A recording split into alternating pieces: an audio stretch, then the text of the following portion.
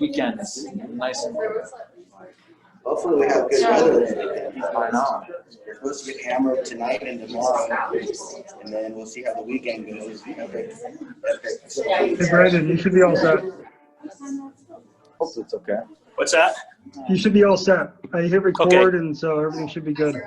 Cool. Thanks, man. All right, I won't be here. I got to step away, but I'll just leave it going on my computer. Cool. I did All my right. part. I set it up and got it going. That's all. Yep, everything else is good. Right here. Cool. There's a jump. That way and that way.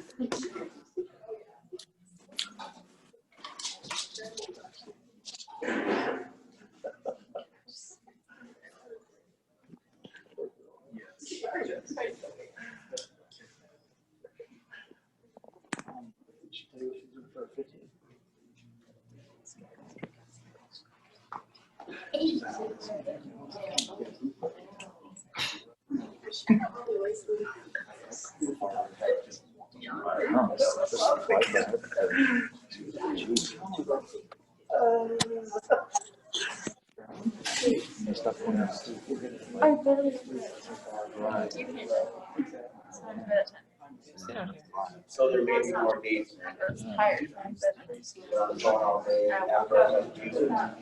One thing I learned from AP, so every single night, those are whatever you do, you gotta be sleeping. I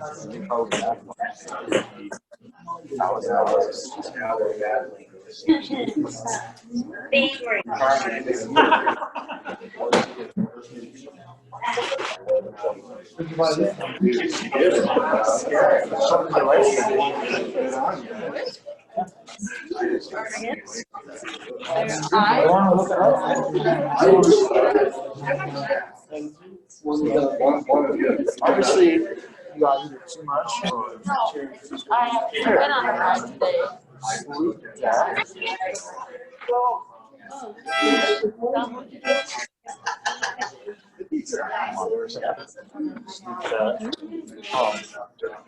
short.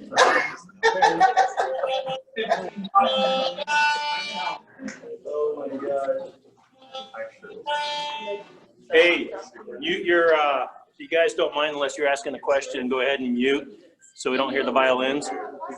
Or was that you, the violin player? I don't know. It wasn't me. I don't play violin. He plays, he's like a year. Squidward. He plays the clarinet.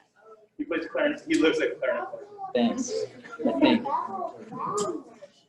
Sleep deprivation. Let me read it. Shortens your life expectancy. That's why. You know it. That's your fail. Vision is worse than mine. 1.75 correction. All right, let's get started.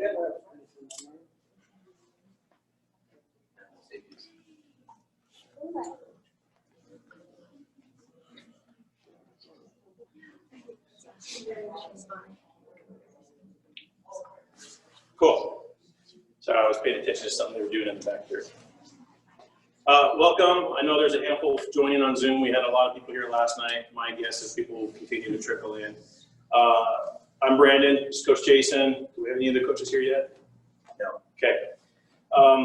Rapid Cycles allowed us to use this. We can continue to use this. And Rapid Cycles gave us a monetary donation, and they're also doing some other things as well. So there's a lot of sponsors with Accel Cycling that have reached in their pocketbooks to make sure that we succeed and that we can get some of the tools that are needed to succeed. So I encourage you to get online, check out our sponsors, and use them. And go to their businesses, reach out and tell them thank you.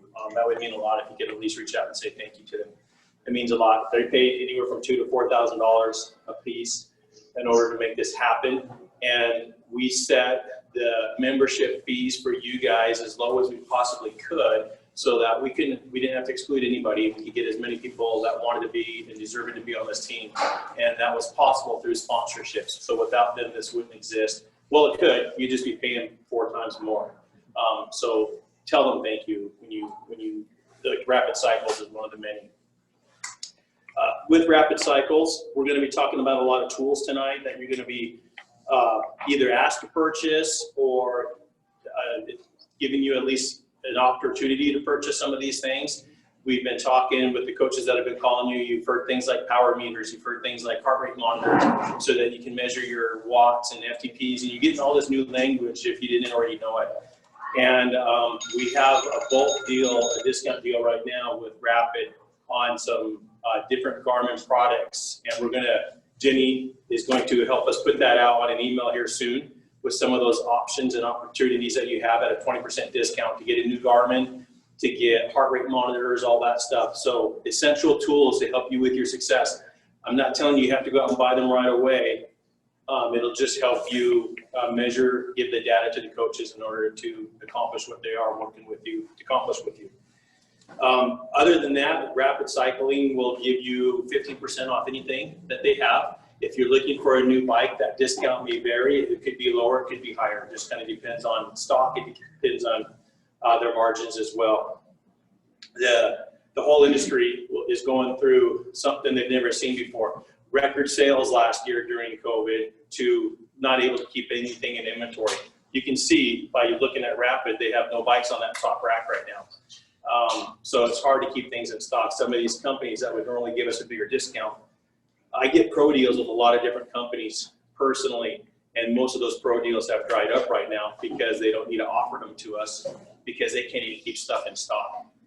So with that being said, they have some trainers in the back. We'll hear a little bit more about trainers tonight. We're not telling you have to buy a trainer. It is a tool. They have a few left in stock, and they can even get more. It's about a 2 to 4 week order for Wahoo kickers. The Cyclops H3 have some in stock right now. So that's just another option. We're not telling you to go out and buy a bunch of things. It's just an option out there. The kits. The kits have been finalized. We just approved everything a few hours ago with all our sponsors on the kits. We're going to open the store most likely on Monday. I'm finishing a few things with Hyper Threads. Those of you that have already bought kits, when we first launched and we opened up that first store, that didn't have any of the sponsor logos. You got that at cost. These new kits that are coming are also at our cost, which is normally $280 because we're getting the jerseys. There's lots of different cuts out there when it comes to cycling. You have the European cuts, you have club kits or club cuts, you have athletic cuts, and you have like the pro. The pro are the most expensive. They're usually $250 to $280 for a jersey, $280 for bibs. We're getting them for $70. So we've negotiated some steep discounts with them because a couple things. We're a decent sized club. This is probably one of the largest clubs in the United States, to be honest with you, already with 60 kids.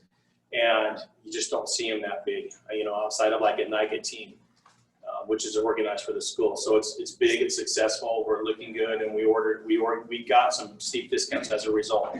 We'll be opening up our discounts with all the other companies that we've got to you guys soon. We've been finalizing all that, getting discount codes and how that will work. If you need tires for your bikes, you'll be able to get them at, 35, 40%, something like that. The couple kids, I think we have 2 in here right now on our A level, right? And like their tires are free for them. They're sponsored fully on tires for their bikes because they're gonna rip them up. They're gonna tear them up quickly. The invoicing, you guys have all received invoices in your email. If you brought checks tonight for those that haven't paid, we'll gladly accept them. Please get those paid. We're using that money to buy a lot of stuff. I spent $3,700 today on tents that are branded with our team. So we're going to give you support at the races that we're going to be asking you to go to and race in. And you're going to have more support than you've ever seen. Well, you'll have a lot in Nike too, but you'll be branded with the Nike kits, the Nike tents, so you can find us, and you're going to stand out. People are going to notice, they're going to be envious, and they're going to say, how do you get on that team? And you can tell them, try to get next year for yourselves. But anyway, you'll hear more about that as well tonight with the discount codes, all that. As far as the kits that we open the store on Monday, if you're A and B, your membership includes those, you'll be given a discount code or a code in order to order those kits, put them in your cart, and they'll ship to your house. It all comes from China, so it's going to take 8 weeks probably before you get those. Just like these last kits took a little while. The kits are almost all in. They're getting the last shipment in tomorrow, and they're going to send them out to us on Monday as their goal. Those that have already bought those kits. So you'll get a second set of kit if you've already bought a pair for the A and Bs. This kids on the C level you obviously can buy those and buy whatever you want on the store. That's just an additional cost to you. Also on the store will be socks, gloves, jackets, vests, different things like that. There's also mountain bike clothes. So we call them the baggies. So a baggy or short instead of a race fit, lycra, and a mountain bike shirt. Those are not supplied by Accel Cycling, but you get the discount on them, and they're branded with us, our team colors. You're welcome to buy those. Parents can buy those. They're not marked up. Accel Cycling makes no money. You get them at the cost that we negotiated with Hyperthreads. And you guys will still be supplied those t-shirts and other things that we said you'll get as well with your membership. We're asking that when you are in our uniform and you're racing, that you wear black shoes and a black helmet. If you want to buy new, or if you want another set, we are sponsored by Giro with a pro industry discount. Just like I said, hard to get right now.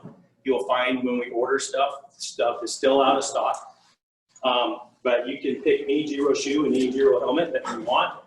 And they have a bunch back here for you to try on. So when we conclude our meeting tonight, well, I have the Pro Fit kits here for Hyperthreads. I have every size in men and women for you to try on if you want to. And look at the shoes and helmets. Then you just need to get with Jordan Bracken, the manager, or any probably employee with Rapid over the next couple weeks and tell them what shoes and helmet you want. So you're responsible for the purchase of the shoes and helmet if you want to buy those. If you have something black, that works. And the discount will be extended to you guys. And that order will be placed to Giro. So we'll have to wait for those to come in as well. And you're welcome to get any style that you want. The downhill guys, the enduro guys, you'll see them more in something like this. And then this isn't a full black helmet. This is as close as they had in stock. More of a road cross-country style helmet as well. Obviously, the shoes range anywhere from $70 to over $300. Whether you ride clipless or if you ride flat, it's totally up to you. This is a good quality shoe with the BOA. This is what I prefer. This is what I like, but it's totally up to you. As long as they're black, so that you don't have to wear, if this shoe is uncomfortable for you, you can get a different shoe. We just want you in black, so we're uniform and we're a team. See, did I miss anything, Jason? I can go on. Cool. So I think you've all met Coach Jason. He's also referred to as Coach Jay, and he's going to go over a lot of information. You're up. All right. So welcome, you guys. Love having you guys. Thanks for coming out. Welcome to the beginning of the journey. It's going to be pretty awesome. The coaches and I have been talking to a lot of you guys. There's still some we have to contact. It's a learning process for myself and the coaches. Even though I've done this quite a bit with, getting teams together, doing junior developmental teams, it's never been this size. It's never been anything to this degree. This is something that's very special in the industry. The more calls I get from the industry, the more I'm finding out, wow, we did something pretty cool here. So there's a lot of high school teams. There's teams here in Utah that are 300 or 125 or something like that strong, even more. But there's no junior developmental squads in the United States or even abroad that are going to be or have the breadth that we have for Accel Cycling. We extended that out there. Whether that's good, I don't know yet. We're going to tell you by the end of the year. If I'm totally smoked, and you know what I mean, I got to go someplace else. But it's exciting to do it. I'm expecting great things. The talent pool here is amazing. So in Southern California, the talent pool is pretty picked. And what I mean by that is there's tons of teams that pick the kids up. Here, especially in Southern Utah, there's not. So that flow doesn't really happen out here. And it's exciting for me because I'm calling people like Andrew and stuff, and he's got a 4Runner 235. His same counterpart in California is decked out with power meters and, the Garmin 830 and this. So what I mean by that is definitely not a bad thing. The canvas is wide open. I'm so excited that we get to get that canvas and start drawing with your kids and with you guys because there's so much potential to be had. All you guys got to do is pay attention and then ride your bike real fast, right? We're gonna write the script. You guys just gotta follow it as best you can. And then as we go, it's gonna be a really cool journey. It's very interesting to me. I mean, I work with a lot of colleges as well. They're really wondering about you guys. They're already calling me from around the country. Who do you have? What's going on? Lees McRae gave me a call. Milligan out in Tennessee gave me a call. Fort Lewis gave me a call. And they just want to know, hey, we totally heard that you're doing it again. And we want to see what you got. And we want to get all the hot guys and girls who are fast and just let us know. And they're excited for this team to go off. So that's very, very fun and interesting for me. The passion goes deep for that. So, all right. So starting the team, we are started now. We're official. We got everything rolling. All of our 501c3, everything's happening. So we're officially a team. We're USA Cycling bred. We have our membership there as an official team for UCI and USA Cycling. And that's just the beginning, you know what I mean? So it's legit. We're developing our calendar right now. So you guys have already been on accelcycling.com. You've seen our race calendar, which mostly comprises of the iCup stuff, right? There's been a lot of changes and there's been a lot of things going on within the cycling industry right now. USA Cycling just today partnered with NICA. So I can tell you when we first started NICA came to USA Cycling. They didn't go together. Yeah, we'll put it that way. There's a whole background story on that. They were divided. They chose to be their own thing and do their own thing. USA Cycling said, we do our own junior development. A year later, they saw how big NICA got within a year. They wanted NICA back. That didn't happen. We're already in our 12th year. And now they said the two of them got together. And now USA Cycling basically absorbed NICA as their junior development asset. Oh my God. So it's a great thing, and we're hoping that it's going to be a phenomenal thing. No matter what happens, we still got it. You know, we still got that racing aspect to us. With that being said, my partner, so last weekend I went down to Southern California and I put the first major mountain bike race on of the year. So we had the 12 and 6 hours at Temecula and the very first SoCal Enduro. You know, we had about 2,500 people racing in a place that was pretty close to not racing at all. And we opened that door. And by opening that door last weekend, this coming in February, we now got those USA Cycling races coming back to Southern California. And I bring that to you guys for a reason. February 27th is the first race that was put on the calendar that's going to be worth USA Cycling points, UCI points. And they call it now the JRL, the Junior Racing League within USA Cycling. And they're offering high school categories, varsity, JV. So it's very different than junior category 1, junior cat 2, junior, experts. So they're offering two different styles of racing that are going to give you points. Now, when I first talked to you guys, one of my main emphases was that we're not just a club. This is a race team. We're going to be fast. We're looking for results. We're training hard. And that's the aspect of this team. We're actually a race team. And that's the reason we're doing what we do, is to cultivate the talent here in Southern Utah. So with that, you may want to look at it. We're going to be bringing this out in an email too within the next few days about the February 27th weekend in Southern California. It's about a 6.5 hour drive, and you've got a lot of points available. If you're thinking about going to nationals in Colorado in Winter Park in July, this is a really good opportunity for you guys to get down to this weekend to pick up some early in the season points. Now, there's an aspect of it which I'm still learning. So with our community here, a lot of you guys don't do much on Sundays, right? And I'm learning that. I'm having to understand how all that works. On that weekend and coming up in the future, a lot of racing happens on the weekends. And I want you guys to know, as our team, that 110%, I'm on your side of what we're going to do. And you guys tell me how it works, not the other way around. I'm not going to say, you're going to race on Sunday, you can't be on this team. That's not what we're about here in Southern Utah and with the Accel cycling team. I support you guys and what you guys want to do with your life. So if that comes around, on the February 27th weekend, there's a lot of racing. Saturday, they're doing the whole JRL, the Junior Racing League day. So there's high school categories on Saturday, but then they do the junior UCI racing on Sunday.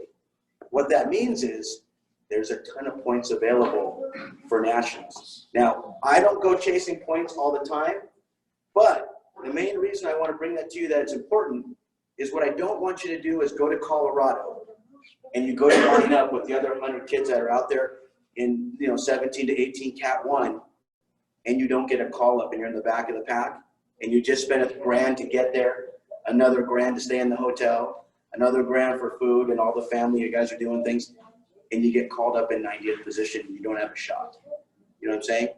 So it's important to understand the process and then to make an educated decision with you and your coaches and your team so that you can go to nationals if it's viable for you to be there, right?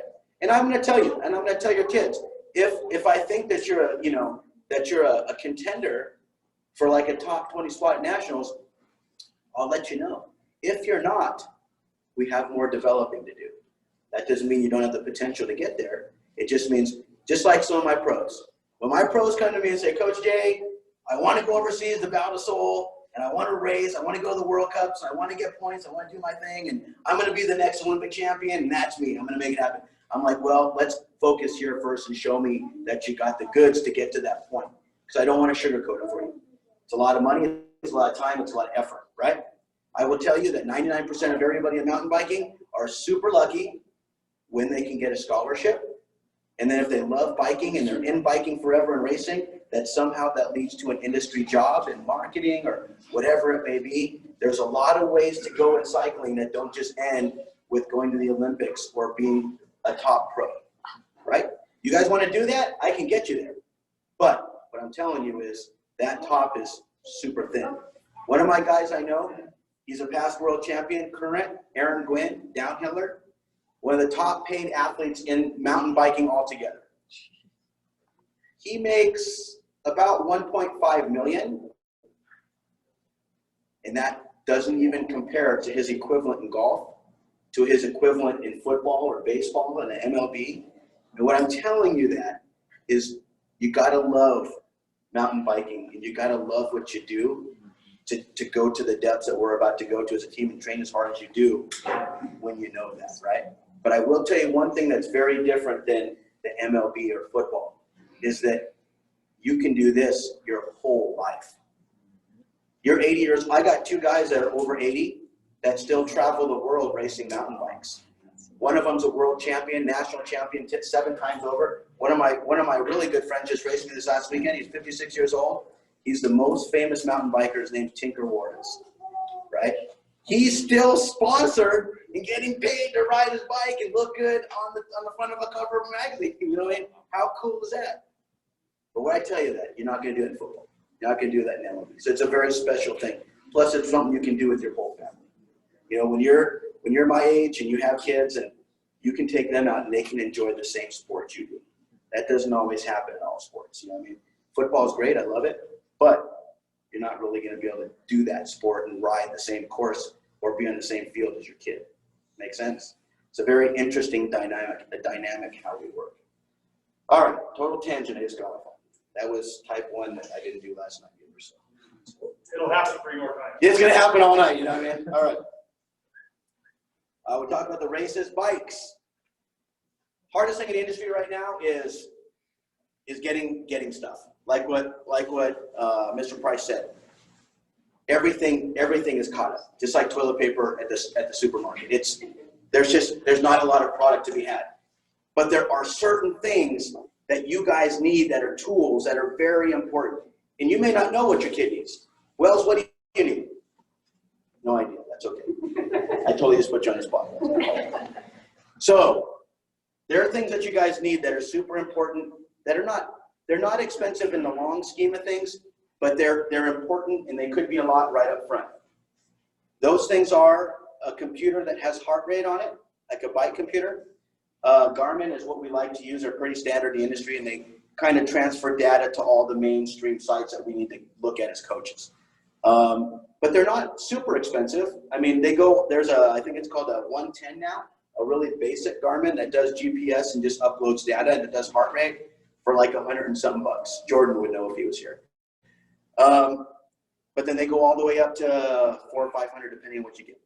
But I will tell you that tool is so crucial for us as coaches to monitor what your performance is. So when you upload it to what we call Training Peaks, which we're starting to do now, it shows all the data of what you did on your run. It shows me when you went up that hill, what your heart rate was at. So I can monitor exactly what that guy's fitness is. And I'm like, all right, he totally slacked on me today. He was listening to a podcast when he should have been riding his bike, right? Or maybe I look at his thing and it was red. So what I prescribed for him didn't even get done. But he can't cheat it. Make sense? It's accountability.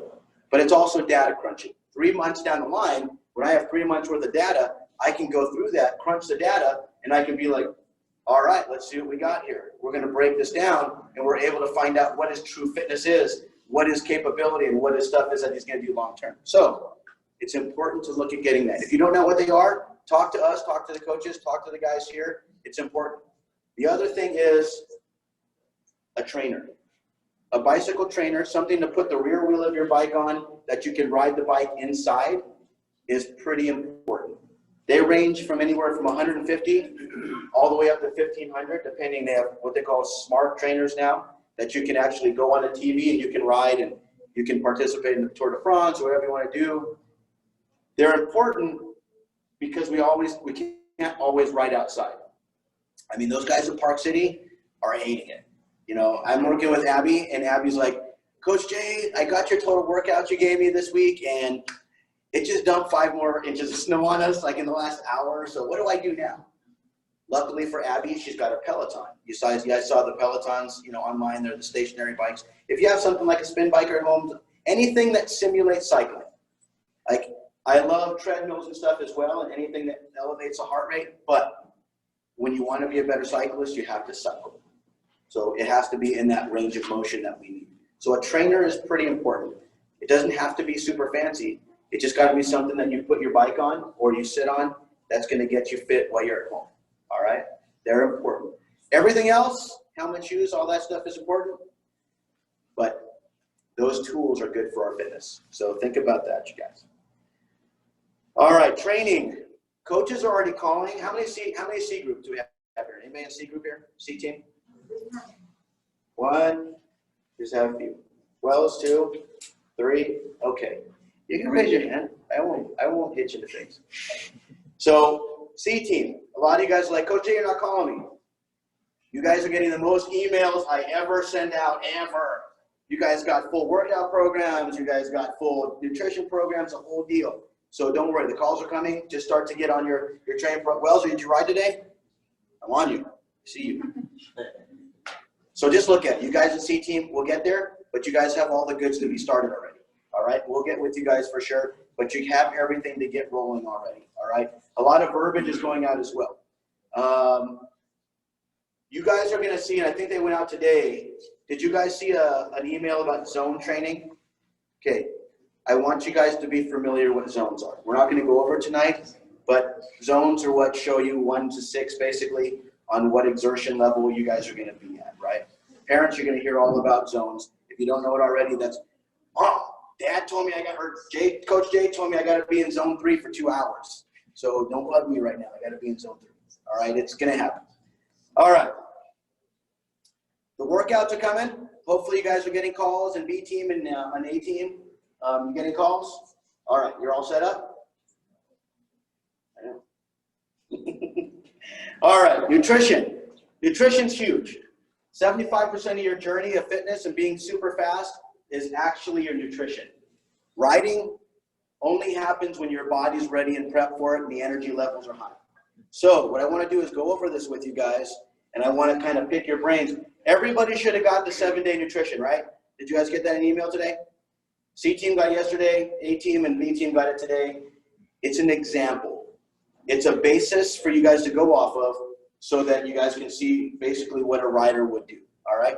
So come on up, Andrew. Let's go over that real quick. All right. One of our 18 riders, what I want to do, and I won't take forever to do this. Andrew, let's start out the day. This is an example that goes right into that 7-day nutrition, all right? And a lot of the questions are exactly with what we're gonna go over right now, all right? And as we're going, if you guys got something you wanna throw at me, just throw it out there, and we'll go over it and figure stuff out. Nutrition, Andrew, what time do you wake up in the mornings? 7. So on a school day, usually 7, right? All right. So when you wake in the morning, what's the first time you eat something? 7:15. That's awesome. That's not the norm. So you're already throwing me off here. All right. What do we have at 7:15? Eggs, definitely. Eggs. What else? Bagels. Bagels. Okay. Toast. Toast and bagels? Sure. All right. This is what kills me. You guys are all skinny. And don't worry, it's going to catch up with you. All right. What else you got besides toast? Do you have anything else? OJ. Okay. So that's our first meal of the day. Andrew eats it within 15 minutes of waking up. That's not the norm, but that's a great aspect. All right. After 7:15, what's the next time you have something? Lunch at like 11:15. Okay. 11:15 we do lunch. What do we have at 11:15? It's like teriyaki chicken Okay. and rice and steamed vegetables. Okay. All right. After 11:15, what's the next time we have something? 3:30. Okay. Now notice, I do this with everybody, and that's why I sent you guys that nutrition program, is you're going to see exactly how this pans exactly into one of those days. Everybody's different. Everybody has different tastes. Everybody has different times, time frames. So we try to get everything incorporated so that you can actually amend your own schedule. All right, 3:30. What do we have? Alfredo noodles. Wow. Fancy. Okay. The pack. All right. What else do we have at that time? Probably an apple or something. Okay. Banana. All right. So after 3:30, what's next? Dinner. What time do we have dinner? 6? 7. I'd say. 7. Okay. What do we have at dinner? Regular meat, potatoes, veggies? Yeah, sure. Soup. Soup. Like tortellini soup. All right. What else? Oh, Meat. You have steak, you have chicken. yeah, chicken. Okay. You have potatoes, rice. Rice. Rice. Okay. Anything else? Cornbread. Cornbread. Okay. And then after we have dinner, do we have anything before bed? Ice cream, anything like that? Cereal sometimes. Yeah. Um, It's so fun when I get guys your age. Like, this can be completely like wild at what we get. And I get my pro guys, and I talk to them, and it's nuts what they. And I mean, so then, okay, I'm gonna digress back into another story. So I trained a lot of bodybuilders over the time, and a lot of Olympia contenders. We're talking 350 in the off season kind of guys, right? So one of my guys, his name was Lee Priest. Back in the early 2000s, he was like a big Olympia contender, right? In the off, he's about my size. In the off season, he weighs about 325, right? So we would go to lunch, and he would order about 7 meals. So a hamburger, he would have all the noodles, he'd have everything possible that he could fit into his stomach. And it's amazing. And I had to prescribe what we were eating. So these guys, I will tell you, probably one of the most diverse athletes you'll ever see. Probably the hardest athlete to be is a bodybuilder, simply for the food. And this was my prescription, how we used to run this, right? So a guy like Lee Priest, we would eat about 64 ounces of red meat a day. We would have about 8 to 12 chicken breasts a day. We would go between 36 and 48 eggs a day.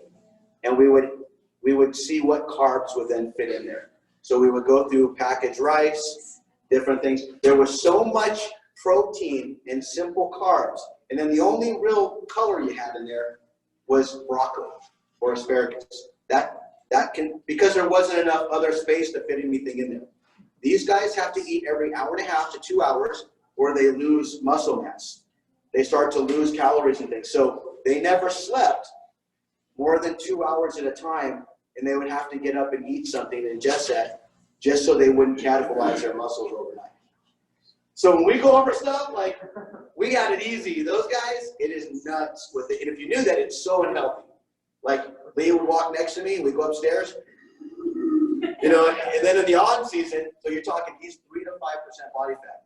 Totally ripped, look like Skeletor, see everything like a cartoon character, completely unhealthy. Like, we would do cardio because you have to do that to get ready for competition. You know what I mean? And I can tell you about the chemical regimen, but we won't talk. But that's a whole nother nighttime. All right. So we may do something like cereal at night, right? All right. All right. Thank you. We got you. All right. So this is actually a pretty good schedule. This is not the norm for most people, right? A lot of people, they skip a lot of things. What happens with a lot of guys your age, they go through school, they don't eat basically these meals. Oh, I can't do that. And what happens is they get ravenous at night. They come through and they have 25 to 3,500 calories at dinner time, which completely defeats the purpose of what we're going to try to do as cyclists. So cyclists, what you have to focus on, what they call power to weight ratio. So the more you weigh, the more energy and calories it takes to take you across the earth. Every step you take, if you're heavier, takes more energy, correct? So you burn what they call kilocalories. So our idea is, I call it stoking the fire. We want to ingest the right things at the right times. So we're going to add to this, let's call it 10 o'clock here, let's call it 12 o'clock here, and then we're pretty much on schedule. Every 3 hours is basically, you guys should be grazing on something, right? You should. Is that what you do already? You know that? That's athletes. That's pretty much what the norm is to do. So 10 o'clock here, you need to have some kind of a snack. What do you like to have? If you've got to have something there. What I like you guys to have is something that's not. So let's throw a smoothie in there. Blend up everything, right? Throw some spinach, throw some kale. Disguise that stuff as strawberries. Make it pink so it's better. Just don't go throwing a bunch of artificial stuff in there, right? We'll talk about supplementation in a minute. I love smoothies here. You can get the majority of your veggies and fruits right in your smoothie, and it works pretty good.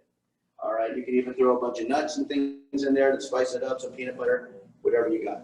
The good thing is, I will tell you straight up that we're not on a weight loss program. You guys are on a performance-based program. I do work with people for weight loss, and this doesn't work for them. It works to another degree.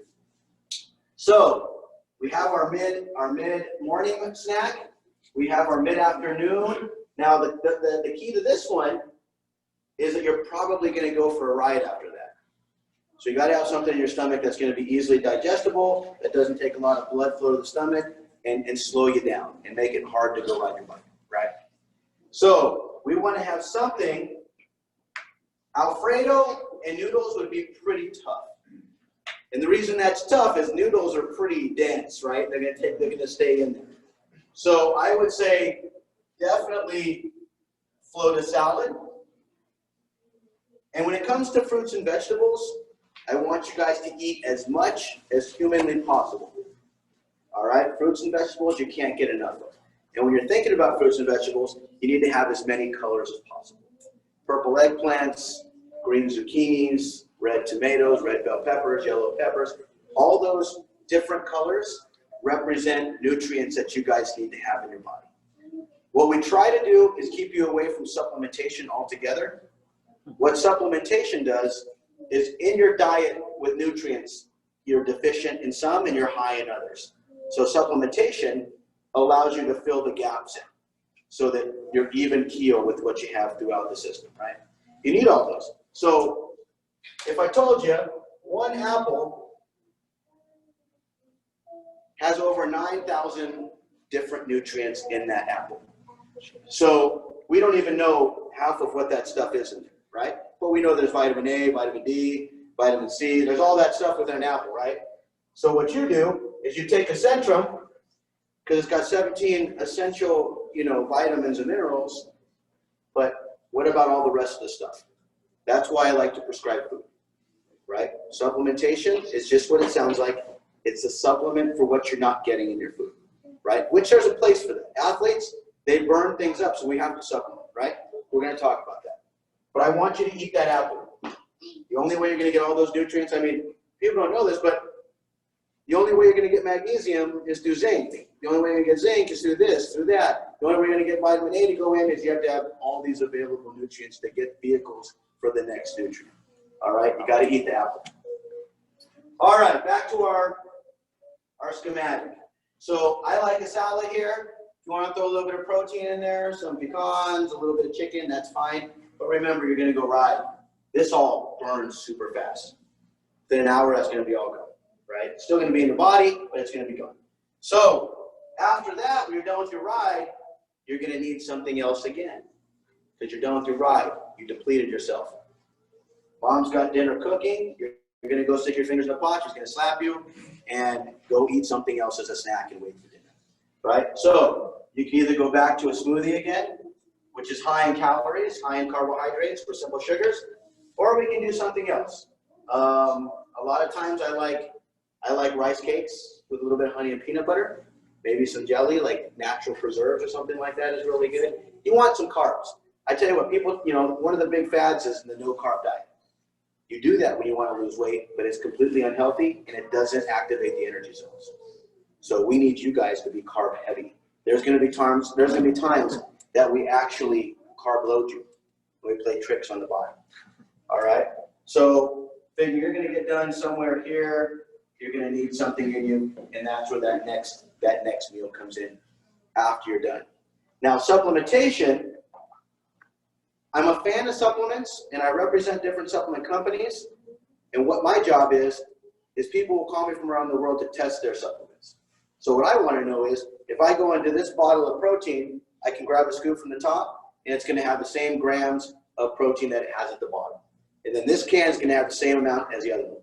And unfortunately, most supplementation is not governed by the FDA. And it's kind of a bummer, because you figure all that stuff is food, right? But they don't have to go do all that testing. So that's why we go back to food, and then you don't rely on the supplementation for your performance. So for supplementation, I do like not necessarily a protein, but I like a meal replacement. So let's call it a 40, 40, and then we'll do 20. So 40% protein, 40% carbs, 20% of other stuff, essential fatty acids, different things like that, branched chain amino acids. So meal replacement is different than protein. Protein, if you're going to have protein, you want what they call micronized. That's where they almost pre-digest it. It looks like talcum powder versus sugar. Anything that looks like sugar, you put it in a drink, you stir it around, and it all goes to the bottom. Micronized, you put it in there and it gets everything all milky white and it actually dissolves. You want it to be dissolving there. All right. From the meal replacement, I'm a fan of what they call branched chain amino acids. We don't get enough of them. Those are the 13 essential amino acids that you usually get from some complete animal proteins. The only time you're going to find that in a plant-based protein is when you're going to eat quinoa. Anybody here eat quinoa?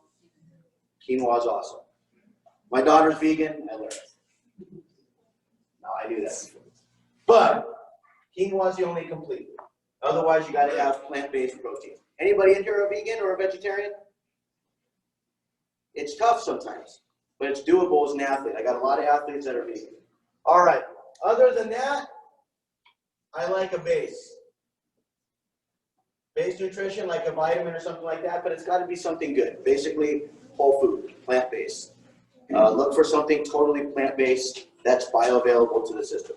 All this stuff I'll be putting on an email out to you guys, and I'll put my recommendations of what I like for supplementation. We do have sponsors for the team, and they're pretty primary. They're not like small companies, you know what I mean? Rhino Power, I like Rhino Power a lot. They do really well. We're going to be working with P&G Nutrition. One of my guys that races Supercross, that's his company. I did a lot of testing there. It's very, very clean. I like that. We're also going to be using a company for gels and different hydration We'll go over that. I'll send that out to you guys. It's another discussion. But that's my threesome that I like for supplementation. I can also use glutamine sometimes. There's a time for creatine and other things. You guys are not at that point, right? It's a prescribed response to when you guys are depleted that we go deeper than this. All right, so once again, pretty much every 3 hours we're trying to ingest something. And I call it keeping the fire high, stoking the fire. Every time you do that, your metabolism goes high and it stays constant. So if you ride for 2 hours and you ride pretty hard, you're going to get 8 to 12 hours of elevated metabolism, right? So if you do something at the end of that 8 to 12 hours, that elevates you again, you're going to almost be 24 hours of stoking that fire just exercise-wise. So you need something to graze on the whole day. Oh, and then nighttime, we didn't go over this. Cereal's great. I love cereal. Not Lucky Charms, but something more. Is that what you like? He ate a whole box of And he's skinny. 2 nights. 2 nights. But usually like Cheerios. It's so funny. So you look at all these, and then you guys, especially the guys with boys, like a box of cereal is 2 bowls. You know, they don't just get a small bowl. They get the salad bowl, and then that's how that happens. Milk and you just keep refilling that because you can't. You gotta get rid of the milk somehow. Cereal's great at this time of night. I like something more sustainable, harder to break down. A handful of nuts, almonds, cashews, something before you go to bed, because you're going on starvation mode for 6 to 10 hours, depending on how much you sleep. So you need something in your system before you go to bed, just like you need something right when you wake up in the morning because you've been on that. Now, this leads us into the most important part of this, your hydration. So hydration, I'm going to give it to you as simple. And this is for everybody. Wells, you're going to be completely different, Andrew. And the reason is, you're smaller than he is, right? So basic science. So the amount of water you need every day is going to change. But on a general rule of thumb, about a ½ gallon a day when you're really cycling and when you're really exercising. But it's really not that hard. Like, do you think they drink half a gallon? Yeah, the email said 1 gallon. A whole so gallon. we were like, oh my gosh. Did it say that? So much. Okay, Yeah. I have to look at that. This I is used to- 100 liters. I used to prescribe a gallon a day. And what I found is it's way too much for you guys. But that must be in one of my adult, I have to look at it. Okay. That's my bad. ½ gallon is about what you want, right? Wow. Well, I mean, here I'll drink 2.5 liters in a 2-hour ride. Is that like? What now, Well, ride, especially in the summer. the hydration you have during your ride doesn't really count for your hydration. Okay. So what I like to do, and it's a little trick that I use for all the athletes, I like you guys to have a gallon or a ½ gallon container that you can carry with you. Just like that. So how many of those do you think that would take? How many ounces, Rick? So this is 32, so 4 of this is a gallon. So if you can count that, you know when you're done for the day. And that doesn't mean you can't drink more, but that's pretty easy. About 8 glasses of water a day is not hard, but it's hard when you don't get it. And you guys would be so surprised. Even in the wintertime when it's cold, you're dehydrated consistently, right?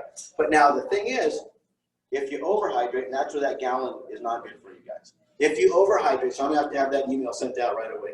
Brandon, we gotta tell Jenny about that. Jenny's probably watching you and doing it right now. All right, good. So you can overhydrate and you start to wash those minerals and things out of your system. So an easy way to know when you're hydrated is if you pee semi-clear.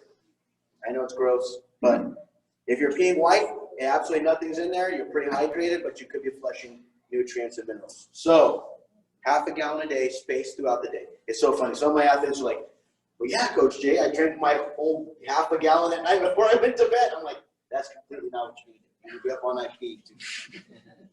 All right, so that's going to cover nutrition pretty much. I know there's going to be questions on that. You guys feel free to email me or come out tonight and let me know what you got in nutrition.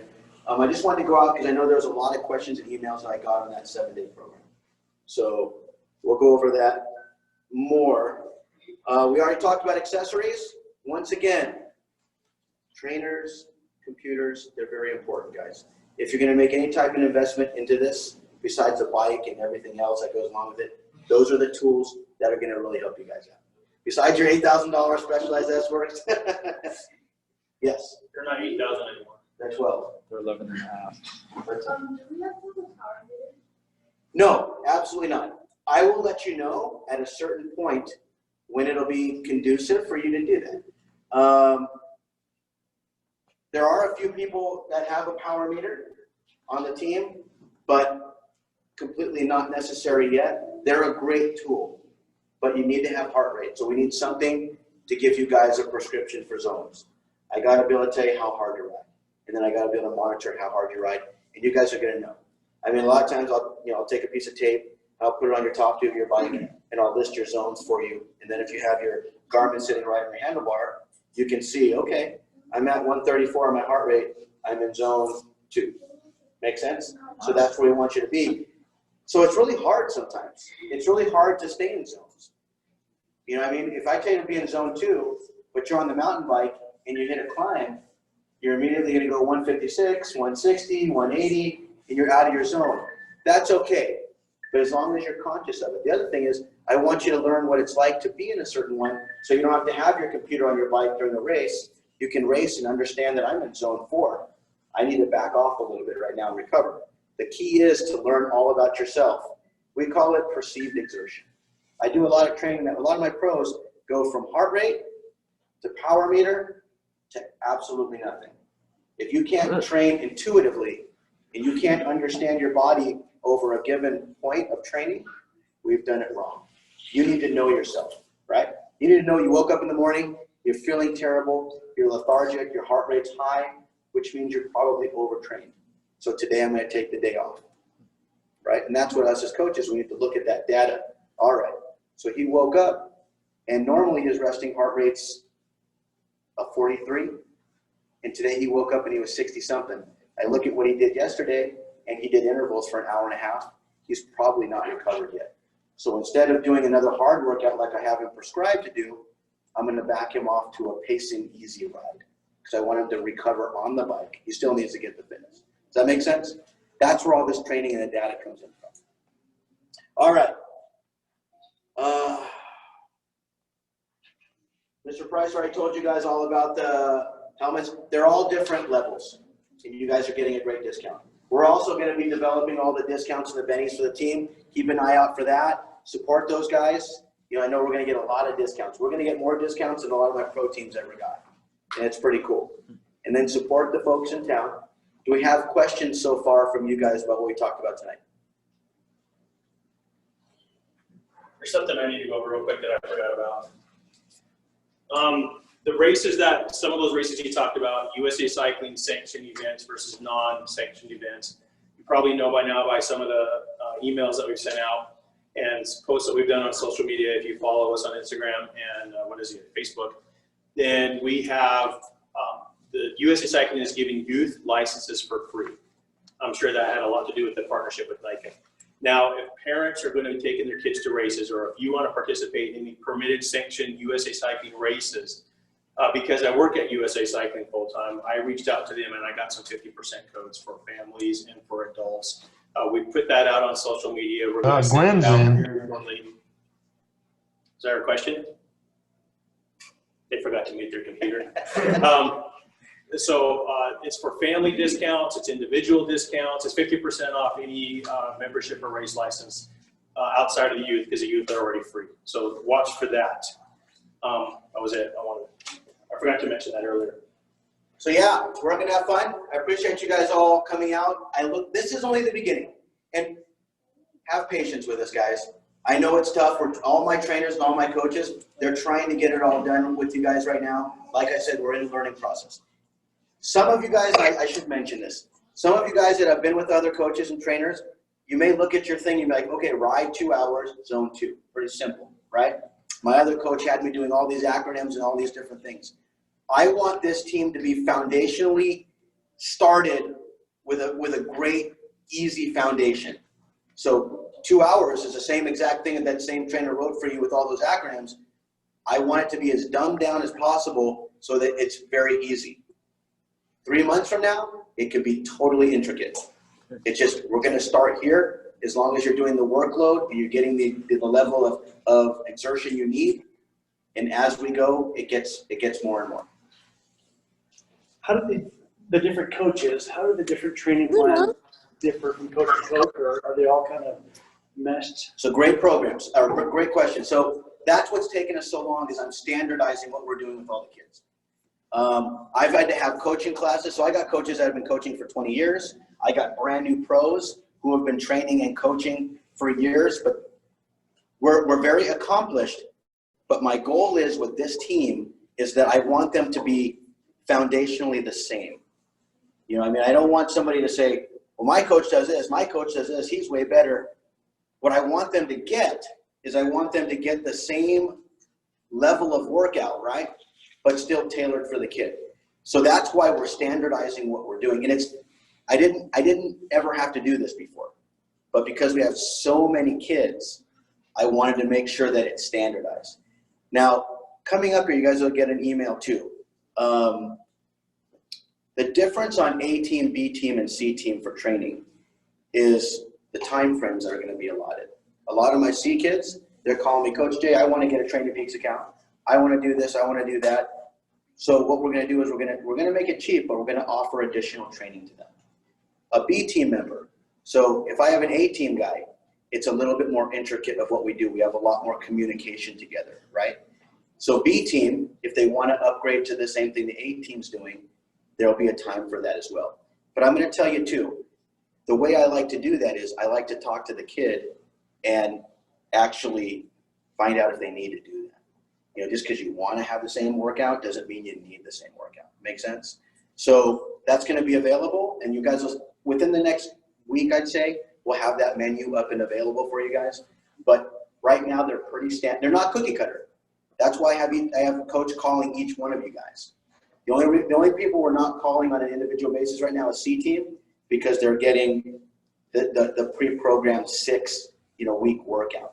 B team, you guys should all have already been contacted, and then they have to learn. The thing that's difficult is that everybody's got different schedules.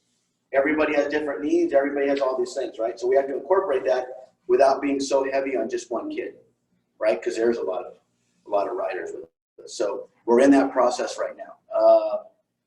If there's ever an issue, you guys just call me. Let me know what you're thinking. If you need more training or something happens, we can always talk about it. Look forward to, in the next week or so, we're going to start getting testing out there. FTP, lactate threshold, so that we can start establishing data with you guys. And the best thing you guys can do, especially as riders, is upload. You guys got to upload. If you don't upload, we get big red marks, and it just doesn't do anything for your training. So if you deserve more, earn more. Makes sense? Same thing with going up from B to A or whatever have you. When you get to that point, you're going to know it. You know what I mean? That's why I put criteria out there.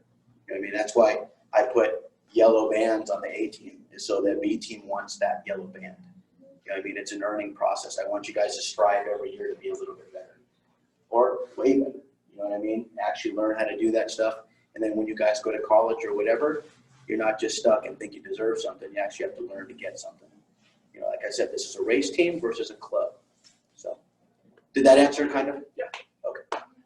Any other things? So for C level, new mountain biking, what are the expectations for, going forward? I mean, I got the probably the nutrition stuff, nothing else yet, but just trying to figure out, they expect better race, or, just trying to gauge. It's a great question. The expectation is for them to learn what it's like to be racing. I don't have any expectations for C. C group is so that they can be around other people on racing and they can start to learn the processes. They've already done racing in NICA, but they've probably never done an outside race, so they don't quite know bottle feeds. They don't know what it's like to do a warm-up prior to a race. They don't know what it's like to prepare. So there's a lot of things that I just want them to be around to understand, so that they can be like, okay, I want to be on B team next year. So that does that make sense? It's a transitional beginner phase of kids. I didn't want a bunch of C team kids on this team that just wanted to have a jersey. I want them to have an aptitude. I don't care if they're the slowest kid ever, as long as they want to get faster. That's what I like at a C group, that they want to get faster, they want to learn. Mostly we're getting 12, 13, 14-year-olds that have never raced before in C group, And what they're telling me is, Coach, I just want to learn how to race. And that's what I'm looking for C. No expectations. And what you're going to see is C group tends to want to do it all once they get in there. B group is where they learn they either bit off more than they can chew, or I am definitely, this is me, right? I am not a stick and ball. I am biking all the way. And the B team they're going to look for the longevity of how do I get faster in racing. And A team, those guys are going to college and they're going to go to nationals and they're going to place top 5. That's my expectations for A team is high. That's why we only have 5 people there. Then is the assumption too that just every year the evaluations will always move up to the next level then? It can happen within a year. It can happen really easy if you meet criteria. And criteria is not hard, but I'm not going to tell you how to cheat the criteria. But there's definitely ways to go fast into that criteria. But at the same time, I want to make sure they're ready. There may be a kid that's not, that thinks they're ready. And I like I said before, I don't want to sugarcoat it with them. I like to tell them the truth. Just like any college coach is going to tell you, look, Johnny, I think we need more work right now. You do this with me, stick with me and do this, and I guarantee you'll get there. But you're not ready right now. It's in the long run, I've learned as a coach that it's better to do that and they work hard than to mentally just let them have it easy. That way, when they get to that point, it's an earned thing. So, and that's why this team, it's funny because we did get those questions. I had a lot of parents calling me saying, well, I want my kid on there. I'm just not sure how committed they are. I'm like, well, if they're not committed, this is probably not their team. Like, I don't want to just this is not a money-making team. We're a nonprofit and everything goes in the kitty. Like, this is not a money-generating team, but we will be in the future as far as when the money comes in and we get a $25,000 title sponsor, then we're going to send these kids overseas. Make sense? And that's where that money is going to go. So there's never a lot of money for us. It's all going to go back into the team. But we're creating a product. The Accel cycling is going to be a product that's going to be generating over the next 5 years, and it's going to be an amazing product if we foundationally lead it that direction. So that's why we structured ABC. That's why we're trying to generate the kids up that ladder. Just really quick, does this overlap with the school team at all? Like, It absolutely will. So we do like their school practices and then the Excel practices, or do you? Another great question. And that's something that I have to teach the coaches. So I'm one of the originators of NICA. So when I developed the SoCal League, a couple years later, we put NICA into effect. I don't do anything that hurts that baby. So the way I talk to my coaches is, I'm like, all right, Coach Sam, what's going to happen is I need you to call the athlete's coach and let them know that he's on Accel Cycling, find out what their schedule is, and work within their schedule as part of our training schedule. Why do we do that? Because that kid's going to be the leader on that team for Desert Hills or whatever it's going to be, right? We're now the example for others to follow so that we get more kids who want to be on this team. Make sense? So we're the elite. We're the cream of the crop of NICA and the local kids, but they're the example, and we feed from NICA. So I'm not going to hurt where we feed from. So it's funny because it's a big question. It happens quite a bit, even just in NICA, where a kid gets a separate trainer, a separate coach, and the coach says, well, you're not ever going to NICA practice again. Well, you're going to race independent. No. On this team, we cultivate NICA in the relationship with the coaches so that they can be leaders. So in other words, if he has practice on a Tuesday night, but he's got a 4-hour ride, what he's got to do is maybe he'll ride an hour before practice, then ride during practice, then ride a couple hours after practice, or however that works. And what do I want him to do at practice?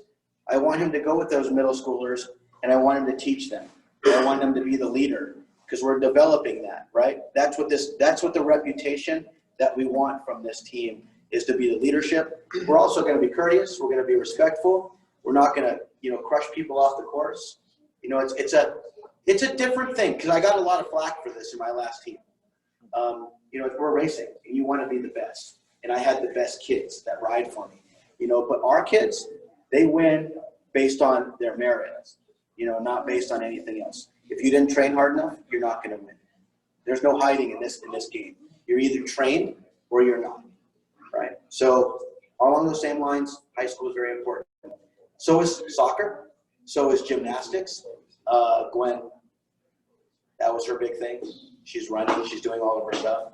And she doesn't want that to be, the only thing she does is just cycle, right? Plus she's got a scholarship already for running. So we cultivate that as well. Well-rounded athletes, I'm all about it. Like I said, we're not the only game in town. So we do share. What else we got? Got questions on the Zoom. People are chatting. Oh, And okay. so they're asking the race you're talking about in Temecula clashes with the first High Cup race. What do you recommend and what support do riders get at races? Great question. Okay, so it all depends on what level you're racing. If you're going to go to nationals this year, I do recommend going down south and getting those points for USA Cycling. If you're not, then I love supporting our local regional races. iCup is great. If you want to understand what it's like to race out of Utah and you want to line up with all the best kids, then go down to California. It's going to be a junior UCI race. So I will tell you right now, I just talked to the promoter, my partner, and there's probably 300 top juniors going that weekend on the 27th. So you're going to feel what it's like to be a small fish in a big pond. And you're going to see what real speed in competition is like. And it's daunting. But at the same time, there's only one way you're going to know what you got and where you stand. You got to go up against people that are just as fast as you, if not faster, so that you know what you have to do by July. Right? So it's going to be interesting. And at that race, we're going to go down. We're going to set up our pit tents, just like you guys would for a high school race. We're going to be totally pro, except we won't have our kits yet. But some people will. But we're going to fully go to that race just like we would for nationals or anything else. Warm-ups will happen. All that stuff will happen. It may be a little bit chaotic because it's our first one, but we're going to get through that. But at the same time, great question. I do want to support iCup as well. And like I said, you guys are going to have to decide too, because remember, there's actually, I think, going to be 3 days of racing for the February 27th race. They are thinking right now, I asked them if they would do a short track on Friday night, Friday afternoon. So short track Friday, high school racing on Saturday, and junior point races on Sunday. And like I said, the Sunday thing is up to you guys. No pressure on that whatsoever. iCup, it's a great race to go to as well. What was the other question, Brandon? What to expect with support? Well, I love it. I mean, parents, you guys are going to have to help us for sure, because if we have 60 kids racing in one race, I'm not going to hold 60 bottles and have a big thing. We're going to have to feed everybody. You know what I mean? We're going to have warm-ups going on. We will have a lead up to that race. In other words, we'll put something out in email of the schematics of the race. You guys are going to be racing at all different times. I'll tell you that right now. 13, 14, 15, 16, 17, 18, varsity, JV, there's categories. So we're never going to have all of you guys on course at one time. But there will be chunks of 10 to 20 of you on course at one time. And we're going to have to figure that out as both parents, supporting the team. We're going to do warm-ups. We do correct warm-ups. We don't just do lottie-dottie warm-ups where you just go out there and ride your bike and talk to your buddy. We're going to do directed. So in other words, we're going to have probably 10 to 15 minutes on a trainer. We're going to warm up properly. We're going to send you out. We're going to be hopefully holding, if we'll be there on the sidelines, if you want to take your jacket off. There's a ton of things that go with this. It's going to be a learned process. We're going to have to jump right into it. That's all I can tell you. Like, I can give you a whole process right now, but we're going to have to just jump into the pre-race. Pre-race is pretty important, including nutrition. And then one other question was, some of the coaches live in California. I'll tell you, we have 2 other coaches here. Heather lives here locally, Heather Renoa, Jason's wife, and then Sam as well. So Sam, he's negotiated weekends off at his new job here so that he can support us as well. So we can expect Sam to also help us at races as well as a coach. Yeah, and the thing is, to be honest, cycling is not, the coaching is behind the scenes. We're the ones who write the schedule.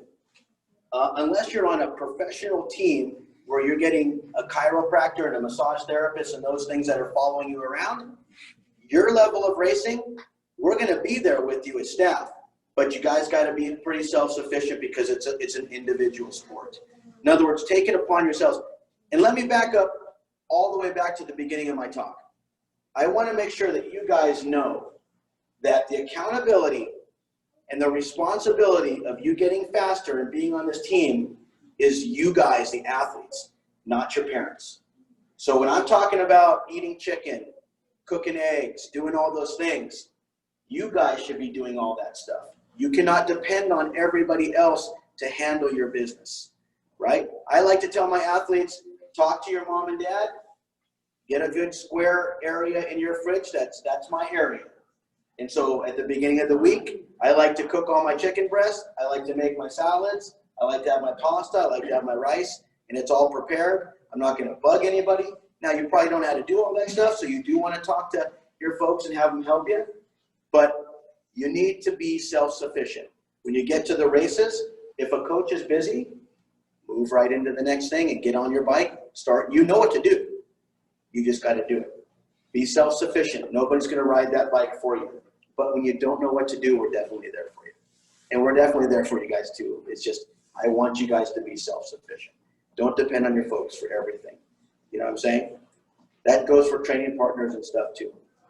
You know, start picking up training partners so you guys can get some people to ride with. What else are we doing? Any other questions? So I work at Red Rock, the shop, and 3 days a week. So should I like send you my schedule so that we can get my ride scheduled for the week? You and I are going to be in each other's pocket. Okay. I wanted to get you something out right now so you had it. And then within the next couple of days, we're going to be in each other's pocket. Okay, awesome. Absolutely. Those are things you want to talk to your coach about. That's why it's going to be important. We got to get you guys started. We got to get a training schedule up on the books, but then you're going to work in the finessing it. Okay. We just got to get everything up into the network, and then it'll start to sort itself out. Awesome. Yeah. What else we got? Any other questions? So like, what's the difference between like the race in Connecticut, what's the difference between like varsity JV, like version of it, or like the junior UCI part? The biggest, well, it's interesting the asset. So what we're finding right now, because this has never been done, is that we're getting, right now we have about 6 states that are coming. So you're going to race in a varsity field with not just Utah, but California in the high school league.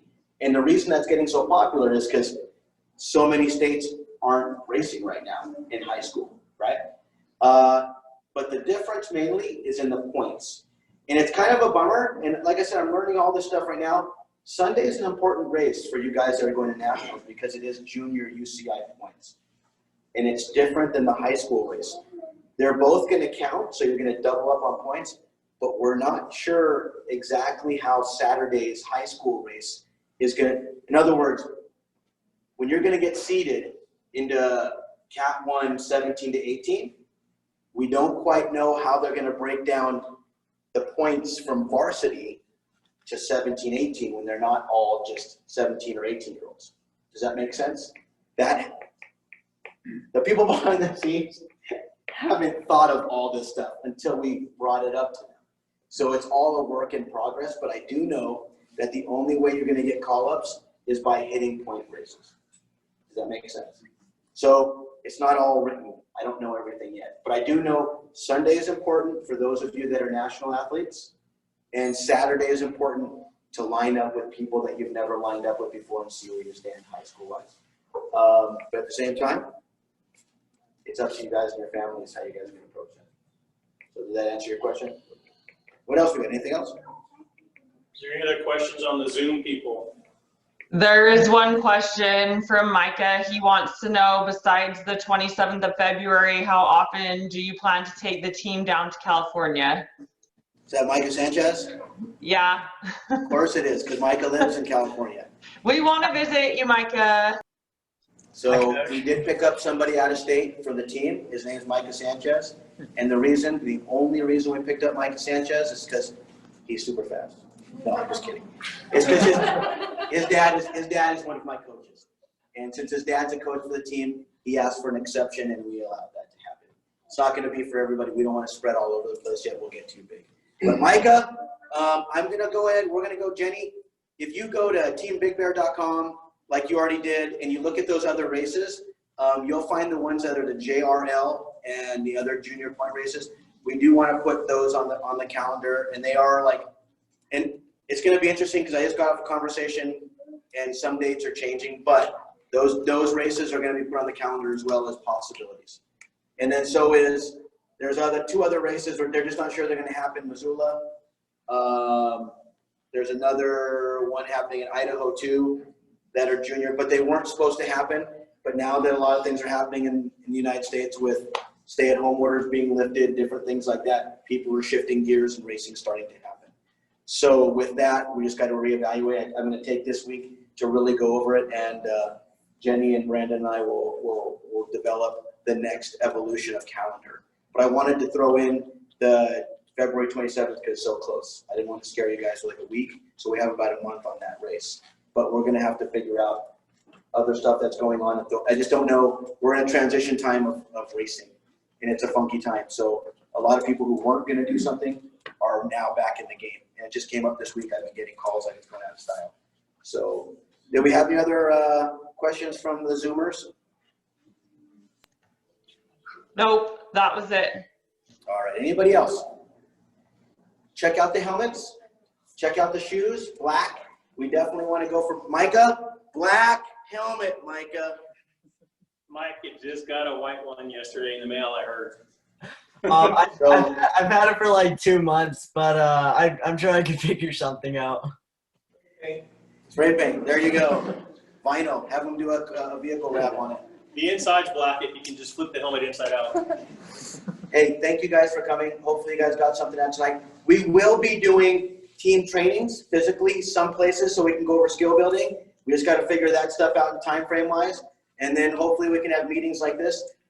Brandon and I have been looking at different venues too. This is great. And there's more stuff that we want to teach you guys that can either be classroom or physical. Parents, feel free to order kits and all that stuff too so you guys can represent. You guys can get t-shirts and all that good stuff. And then we hope you come too. There'll also be club fits for parents and people like me. What are you saying? You say I'm fat. I'm not doing your nutrition plan. Real quick, I already talked about sponsors, but 2 days ago, there's a company here in town that's in the Old Deseret Book on South Bluff. And it's the awning company. They also have Outdoor Living, which is a high-end furniture, and they have another store with like more economical friendly furniture for your patios. And they just started a new business called Outdoor or Patio Kitchens, where they're building kitchens as well. He gave us $4,000 2 days ago to help us out. So if you get a chance to go in there and tell him thank you. Collins, he's got really long hair down in the middle of his back. He often braids it. He's about 6'4", hard to miss the guy. Frequent his business. Go in there, say thank you. And if you're going to be shopping for something like that, that'd be great if you could use him. The other company that's here that I want to talk about is American Adventure Lab. Britt Mansell back there. Britt, he has a business over on Washington Dam Road where he outfits accessories for Jeep Wranglers, Toyota Tacomas, and he just started a van conversion business where you can take your Ford Transit, your Mercedes Sprinter, your Dodge Tourmaster, whatever, and you can accessorize the back of the van. He has given us a very good opportunity to help outfit a van to allow the coaches to travel to these races and not spend Accel money, but sleep in the back of a van so that we can support we can keep this as inexpensive as possible so that we can put the money back into the team and not into a Marriott. So that's Britt. So thank you, Britt, for that. Cool. Men's kits on the right, girls' kits on the left. No, I don't remember. There's kids on the right and kids on the left. I think the boys are on the left and the girls are on the right. And then the mountain bike baggie, I only have a medium, but this is what they look like. They're a little bit more of a race kit mountain bike with pockets in the back rather than just a tech tee. So this is what that looks like. They're easily available on the store, not included in memberships, but if you want to buy them separately, you can. Okay, thanks, Zoom guys. Thank you, guys. Thank you, Brandon. See you guys. See ya.